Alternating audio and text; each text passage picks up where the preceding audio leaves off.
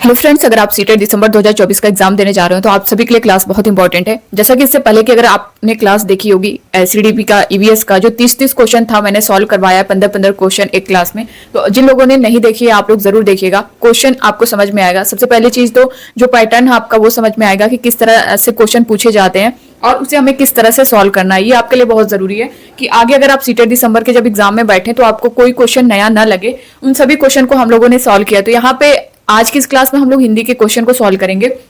हिंदी में सबसे पहली चीज मैं आपको बता दूं कि हिंदी में जो आपके 30 क्वेश्चन पूछे जाते हैं, इसमें से 15 क्वेश्चन जो आपके हैं वो पेडागोजी के होते हैं और 15 क्वेश्चन में आपके जो गद्यांश पदांश के क्वेश्चन पूछे जाते हैं। तो यहाँ पे दोस्तों 15 नंबर की पेडागोजी आपकी है, 15 नंबर यहाँ से। ये आपको अगर आप इसकी प्रैक्टिस किए रहेंगे तो ये 15 नंबर आपका यहीं से मिलने वाला है। और पेडागोजी तो आपको पता ही है कि किस तरह से आपको पॉजिटिव में चीजें लेकर के, जैसे अगर पेपर फर्स्ट दे रहे हैं तो फर्स्ट टू फिफ्थ के बच्चों को ध्यान में रख के आंसर करना है। 6 to 8 का अगर पेपर 2 आप दे रहे हैं तो 6 to 8 के बच्चों को ध्यान में रख के करना है। तो जो भी है चीजें, जिस तरह के क्वेश्चन है, मैं यहाँ पे सभी को सारी चीजें बताती रहूंगी, गाइड करती रहूंगी, कहाँ से क्या चीजें पढ़नी है, क्या छोड़नी है। ठीक है, तो ये जो सारे क्वेश्चन है ना दोस्तों, इससे पहले जो आपका 7 जुलाई को सीटेट का एग्जाम हुआ था, 7 जुलाई 2024 को जो आपका सीटेट का एग्जाम हुआ था, उसी का जो पेपर है आप लोग स्क्रीन पर देख सकते हैं। इससे पहले जो 4 क्लास मैंने दी है उसमें सब कुछ जो आपका सीडीपी का है, ईवीएस का है, सब कुछ कंप्लीट मैंने बताया दोस्तों। और मैंने ये भी बताया कि किस टॉपिक से आपसे बार बार क्वेश्चन पूछा जाता है। यानी अगर आप उस टॉपिक को सिर्फ पढ़ लेंगे तो 3 से 4 क्वेश्चन आपका एक टॉपिक से मिल जाएगा। अगर 3-4 टॉपिक ऐसे हैं जिसे अगर आप पढ़ लेते हैं तो 10 से 12 क्वेश्चन जो है आपके सिर्फ 3-4 टॉपिक से मिल जाएंगे।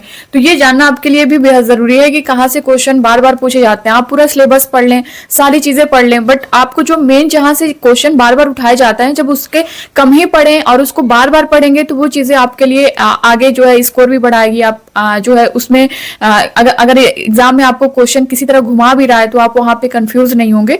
तो ये सारी चीजें हैं। बाकी यहाँ पे आप लोग लास्ट तक बने रहिएगा, क्वेश्चन देखेंगे, सॉल्व करेंगे तो उसका अंदाजा आप सभी को हो जाएगा।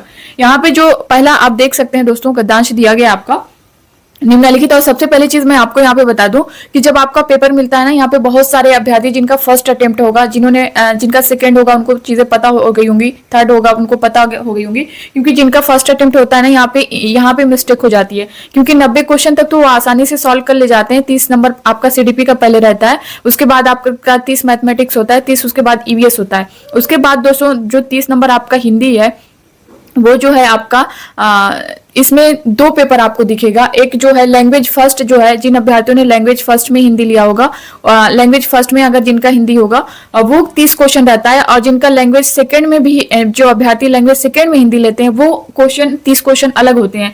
तो ये आपको जानना जरूरी। जैसे आप यहाँ पे स्क्रीन पर देख पा रहे होंगे 91 से 120 तक जो क्वेश्चन है ये आपका हिंदी का। हिंदी जिन्होंने लैंग्वेज फर्स्ट को लिया होगा और जिन्होंने लैंग्वेज सेकंड में हिंदी लिया होगा उनका जो है 121 क्वेश्चन से 150 तक होगा। तो ये आपको ध्यान देना है। मान लीजिए आपने लैंग्वेज फर्स्ट में हिंदी लिया है, सेकंड में इंग्लिश या संस्कृत लिया है या फिर उर्दू लिया है, तो आपका लैंग्वेज फर्स्ट 91 से 120 तक रहेगा। और जिन्होंने मान लीजिए लैंग्वेज सेकंड हिंदी में लिया होगा तो उनका 120 से 150, और ये दोनों पेपर जो है आपका उसी पेपर में रहेगा।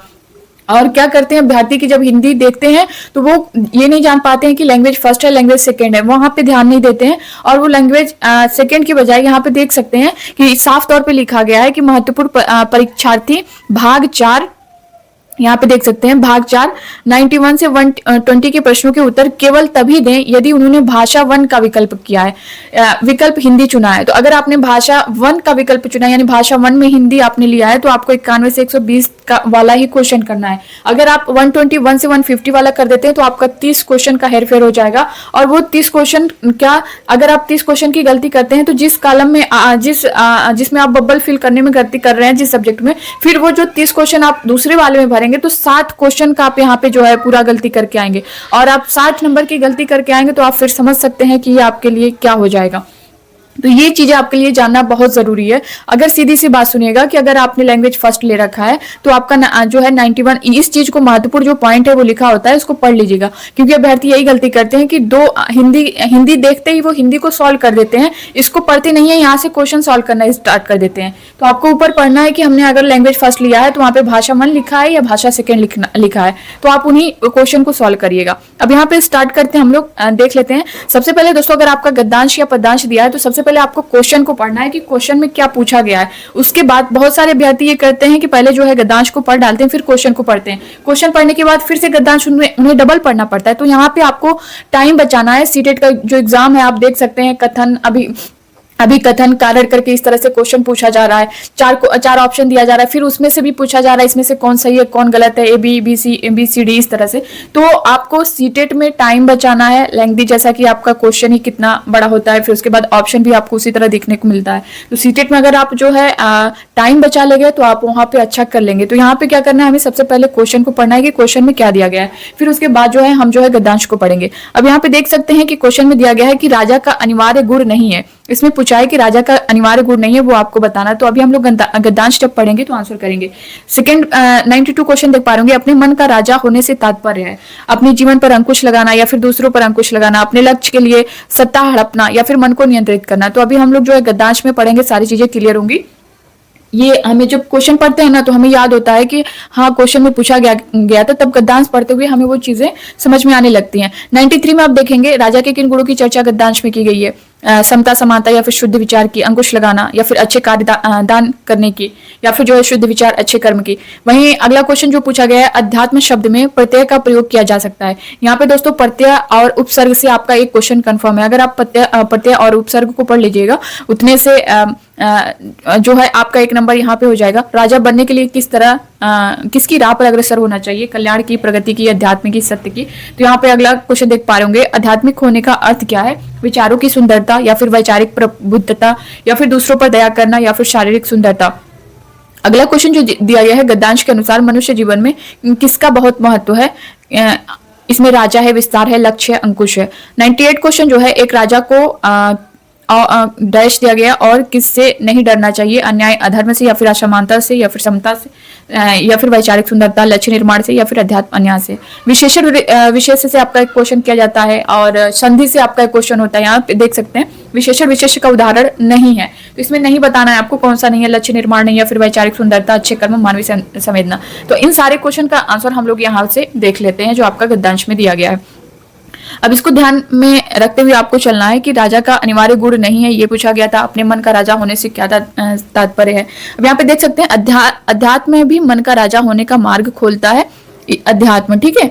अपने मन का राजा होना मतलब मन पर स्वयं का अंकुश रखना। अपने मन का राजा होना, ये क्वेश्चन आपके क्वेश्चन में दिया गया था कि अपने मन का राजा होना से तात्पर्य क्या है। अपने जीवन पर अंकुश लगाना नहीं, यहाँ पे दूसरों पर अंकुश लगाना नहीं, अपने लक्ष्य के लिए सत्ता हड़पना नहीं, मन को नियंत्रित करना। तो फोर्थ ऑप्शन आपका करेक्ट होगा। आप देख सकते हैं अपने मन का राजा होना मतलब मन पर स्वयं अंकुश रखना है। तो इस तरह से आपको जो गद्यांश है वो डबल नहीं पढ़ना पड़ेगा। अब यहाँ पे फोर्थ ऑप्शन आपका करेक्ट हो जाता है। उसकी चाल का निर्धारण करना, अपना लक्ष्य बनाना, लक्ष्य प्राप्त करने के लिए प्रयत्न करना। अध्यात्म आपको अपने मन का राजा बनने की ओर ले जाता है। यह स्थिति आपको जो है विकारों से दूर रखती है, वैचारिक सुंदरता का वरदान देती है, बुराई के समक्ष कमजोर होने से बचाती है। प्रकृति से उपहार में जो जीवन मिला है उसके मूल्य को समझना चाहिए और उस क्षेत्र का राजा बनने के मार्ग पर चलना चाहिए जिस पर मानवता का विस्तार हो।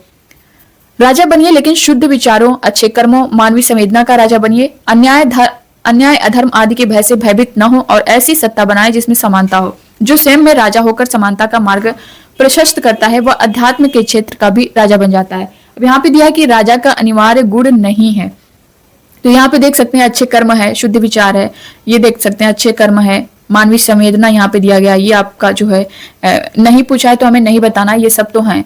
और देख लें अन्याय अधर्म आदि के भय से भयभीत ना हो, अनिर्भयता इसका मतलब। तो ये नहीं पूछा है तो आपका यही करेक्ट हो जाएगा। धर्म भीरू होना नहीं जो पूछा है वही आपका करेक्ट होगा, तो इसका फोर्थ ऑप्शन करेक्ट होगा। अब यहाँ पे जो अगला क्वेश्चन है, राजा के किन गुणों की चर्चा गद्यांश में की गई है। तो किन गुणों की चर्चा की गई है, वो की गई है शुद्ध विचार, अच्छे कर्मों की। तो यहाँ पे देख सकते हैं ये दिया गया है, तो आपका फोर्थ वाला ऑप्शन देख पा रहे होंगे, शुद्ध विचार, अच्छे कर्म, ये करेक्ट हो जाएगा। इस तरह से आपको गद्यांश को सॉल्व करना है। अगला क्वेश्चन देख सकते हैं, अध्यात्म शब्द में किस प्रत्यय का प्रयोग किया जा सकता है। ई का या फिर इक का या फिर ता का। तो अध्यात्म के शब्द में जो है किस प्रत्यय का प्रयोग किया जा सकता है ये आपको बताना है। तो इसमें क्या होगा, आध्यात्मिक यानी इक, यानी थर्ड वाला जो ऑप्शन है ये करेक्ट हो गया। राजा बनने के लिए किसकी राह पर अग्रसर होना होगा, किसकी राह पर अग्रसर होना होगा। तो कल्याण की या फिर प्रगति की, या फिर जो है आध्यात्मिक या फिर सत्य की, तो आपने पढ़ा होगा आध्यात्मिक की। आध्यात्मिक होने का अर्थ है विचारों की सुंदरता या फिर जो है वैचारिक प्रबुद्धता या फिर दूसरों पर दया करना या फिर शारीरिक सुंदरता। आध्यात्मिक होने का अर्थ है दोस्तों विचारों की जो है सुंदरता, जैसा कि आपने ऊपर देखा ही है, तो फर्स्ट वाला ऑप्शन इसका करेक्ट हो जाएगा। गद्यांश के अनुसार मनुष्य जीवन में किसका बहुत महत्व है? फर्स्ट पे दिया गया है राजा, सेकंड पे है विस्तार, थर्ड पे है लक्ष्य और फोर्थ पे है अंकुश। तो गद्यांश के अनुसार मनुष्य जीवन में किसका बहुत महत्व है?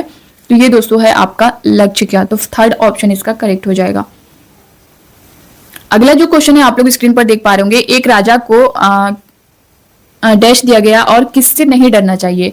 एक राजा को इनमें से किससे नहीं डरना चाहिए ये आपको बताना है। तो अन्याय और अधर्म से नहीं डरना चाहिए।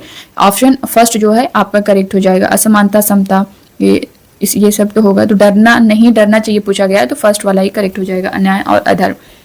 अगला क्वेश्चन जो दिया गया है विशेषण विशेष का उदाहरण नहीं है। इसमें भी देखिए नहीं पूछा गया है, तो नहीं जहां भी आपको वर्ड दिखेगा इस पर आपको ध्यान देना है, फोकस करना है, क्योंकि यहाँ पर आप हैं करके चले आएंगे तो फिर वो आपका वो नंबर एक नंबर जो है चला जाएगा। विशेषण विशेष का उदाहरण नहीं है, तो लक्ष्य निर्माण, वैचारिक सुंदरता तो है, अच्छे कर्म भी है, मानवीय संवेदना ये भी है। तो जो नहीं है वो बताना है। तो फर्स्ट वाला लक्ष्य और निर्माण ये विशेषण विशेष का उदाहरण नहीं है, तो यही आपका करेक्ट आंसर हो जाएगा, फर्स्ट वाला। ठीक है, अब यहाँ पे देख सकते हैं जो अगला दिया गया है, नीचे दी गई कविता को पढ़कर प्रश्नों जो 100 से लेकर के 100 से 105 के सबसे उचित विकल्प का चयन कीजिए। यहाँ पे तो सबसे पहले हम लोग क्वेश्चन को पढ़ेंगे। ठीक है, क्वेश्चन में क्या कुछ मेंशन किया गया है, किसके बारे में पूछा गया है, फिर हम लोग जो है वहां पे कविता को पढ़ेंगे। क्वेश्चन जो दिया गया है, हिमालय की संधि विच्छेद पूछा गया है। संधि विच्छेद, संधि से आपका एक क्वेश्चन किया जाता है, तो हिमालय से आपने पढ़ा होगा दोस्तों, हिमालय का संधि विच्छेद क्या होगा, बचपन से पढ़ा होगा। तो हिमदन आलय, इसका थर्ड वाला ऑप्शन जो है करेक्ट हो जाएगा। हम बिना पढ़े इसको कर सकते हैं। 101 में देख पा रहे होंगे कविता में किन महापुरुष का उल्लेख किया गया है, तो अभी पढ़ेंगे तो इसका आंसर जो है हम लोग करेंगे सुखदेव का या फिर चंद्रशेखर का या फिर महात्मा गांधी राजगुरु का। 102 में देख सकते हैं वीर का बहुवचन रूप है, और यहाँ पे वीर का बहुवचन रूप क्या है वो आपको बताना है। वीर का जो बहुवचन पूछा गया है वो आपको बताना है। तो बहुवचन तो आपको पता ही होगा कि इसका वीर का बहुवचन क्या हो सकता है। तो आयोग ने दोस्तों इसका जो सीबीएसई बोर्ड ने सीटेट की तरफ से जो ऑफिशियल आंसर किया है उसमें जो है वीर माना ही, वीर का बहुवचन वीर ही मांगा गया है, जिसके लिए जो है चैलेंज भी किया गया था कि नहीं वीरो भी होता है। बट जब वीर माना गया है तो वीर को ही आप लोग भी मानिएगा, क्योंकि ये क्वेश्चन जो है इस पर चैलेंज भी किया गया था कि अभ्यर्थियों का कहना था कि वीरो भी होता है और वीर भी होता है। तो बहुत सारे अभ्यर्थियों ने वीरों को ही टिक किया था, जिसकी वजह से फिर जो फाइनल आंसर किया है उसमें वीर को ही सिलेक्ट किया गया है। तो इस वजह से आपको वीर ही लेकर के चलना है कि अगर आगे इस तरह का क्वेश्चन देखने को मिलता है तो वीर का बहुवचन आपको वीर ही करना है। ठीक है, 103 क्वेश्चन जो आपका दिया गया है भारत देश की क्या विशेषता है, इसको अभी हम लोग पढ़ेंगे। कविता में किन वीरों के यशगान की बात की गई है, कविता में किस संदेश की बात की गई है। अब यहाँ पे आते हैं हम लोग जो है कविता को पढ़ते हैं। गांधी, तिलक, सुभाष, जवाहर का प्यारा यह देश है, जियो और जीने दो का सबको देता संदेश है। प्रहरी बनकर खड़ा हिमालय जिसके उत्तर द्वार पर, हिंद महासागर दक्षिण में इसके लिए विशेष है। लगी गूंजने दसों दिशाएं वीरों के यशगान से, हमें मिली आजादी वीर शहीदों के बलिदान से। तो अब यहाँ पे आपको आंसर करना है। हिमालय के मैंने बता ही दिया है, हिमदन आलय होगा, थर्ड वाला ऑप्शन करेक्ट हो जाएगा। कविता में किन महापुरुष का जो है उल्लेख किया गया है, तो कविता में दोस्तों किसका उल्लेख किया गया है, महात्मा गांधी का जो है उल्लेख किया गया है। वीर का बहुवचन मैंने बता दिया वीर ही होगा, तो ये थर्ड ऑप्शन करेक्ट हो जाएगा। 103 का जो है भारत देश की क्या विशेषता, अभी आपने पढ़ा है कि भारत देश की जो है वो क्या विशेषता है वो बतानी है। तो दक्षिण में हिंद महासागर, जैसा कि यहाँ पे लिखा है देख सकते हैं जो कविता है, हिंद महासागर दक्षिण में इसके लिए विशेष है। तो ये दक्षिण में हिंद महासागर है। कविता में किन वीरों के यशगान की बात की गई है, तो कविता में जो है किन वीरों के यशगान की बात की गई है आपने पढ़ा है, तो आप लोग भी अपने आंसर करिए। जिन्होंने दसों दिशाओं का भ्रमण किया नहीं, जिन्होंने शांति यात्रा का शुभारंभ किया नहीं, जिन्होंने देश की स्वतंत्रता के लिए जीवन दिया, तो थर्ड ऑप्शन इसका करेक्ट हो जाएगा। अगला क्वेश्चन है कविता में किस संदेश की बात की गई है, जियो और जीने दो, या फिर जो है सुख से जीवन जियो नहीं, दूसरों को जीने दो नहीं, दुखों से घबराना नहीं। कविता में किस संदेश की बात की गई है, तो वो जियो और जीने दो, यानी फर्स्ट वाला ऑप्शन ये करेक्ट हो जाएगा।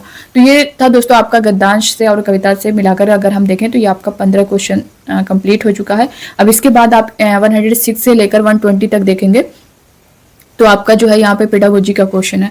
तो ये 15 क्वेश्चन हम लोगों ने सॉल्व कर लिया है। आप अब जो है जो पेडागोजी वाले क्वेश्चन है उसे नेक्स्ट क्लास में सॉल्व करेंगे। तो आज की क्लास में बस इतना ही। और दोस्तों अपना फीडबैक जरूर दीजिएगा कि कैसा लगा क्लास, और ज़्यादा से ज़्यादा लोगों तक शेयर करिएगा। नए दोस्तों विजडम मास्टर चैनल को सब्सक्राइब कर लीजिएगा।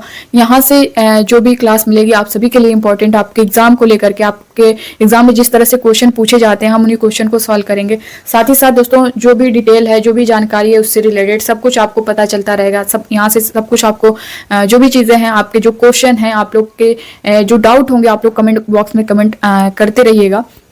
बाकी मिलते हैं नेक्स्ट क्लास में दोस्तों। बस इतना ही। तब तक के लिए bye bye, take care, thank you.